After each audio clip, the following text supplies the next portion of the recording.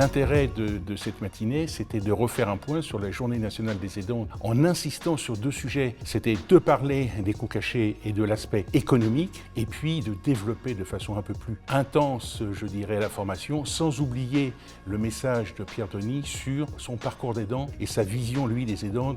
C'est très important de réunir des acteurs du monde de l'entreprise, du monde du paritarisme, du monde des groupes de protection sociale. Et je pense que c'est très important de régulièrement rappeler les fondamentaux, rappeler ce que c'est qu'un aidant, mais aussi, à travers les interventions qu'on a eues aujourd'hui, faire intervenir des professionnels qui vont donner un éclairage. Et c'est comme ça qu'on va faire avancer les choses dans les entreprises. L'intérêt de cette journée par le CIRP est effectivement d'avoir un panorama complet de l'aidance en entreprise et de la difficulté pour les salariés qui sont des proches aidants, qui sont aidants par la force des choses, de pouvoir utiliser tous les dispositifs qui peuvent exister, tout l'accompagnement nécessaire.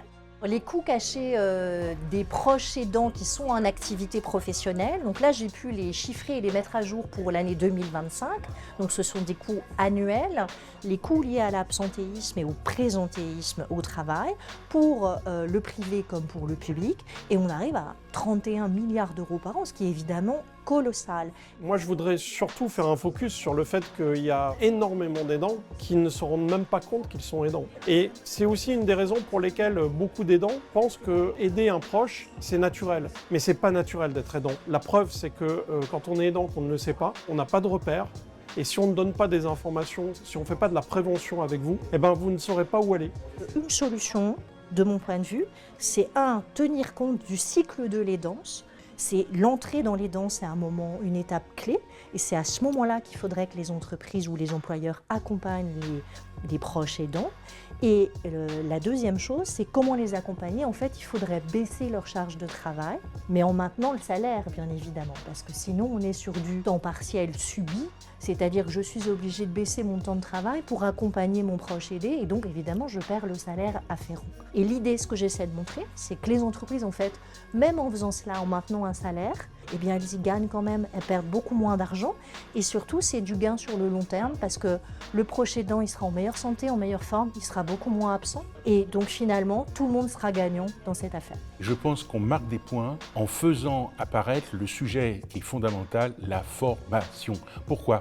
Les gens ne sont pas assez formés sur ce sujet-là, que ce soit les aidants, les non-aidants, les managers, les ressources humaines, les DRH, les RRH, mais aussi les partenaires sociaux. Et en faisant ça, on a un kaléidoscope d'une certaine façon qui permet de dire on va répondre à toutes ces questions avec une formation adaptée. Ce sont des sujets qui sont encore un tabou ou très mal connus.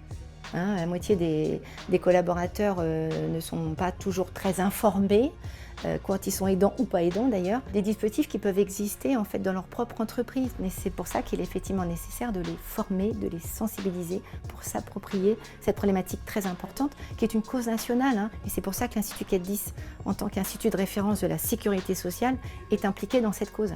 Je pense que ce type d'atelier est vraiment prépondérant. Il a sa place et c'est pas des beaux parleurs, c'est pas des gens qui sont là juste pour briller. On s'inscrit dans l'action et on fait de la reliance, c'est-à-dire qu'on va travailler en équipe et on travaille tous ensemble pour essayer d'amener quelque chose qui ait du sens et surtout qui soit opérationnel pour les entreprises. C'est pas complètement acquis. On a fait, j'avais dit il y a déjà 2 ans qu'on était au milieu du guet, c'est-à-dire qu'on avait fait la moitié du chemin. Il reste l'autre chemin à parcourir, on va continuer à le faire parce qu'on travaille sur du temps long et nous sommes persévérants.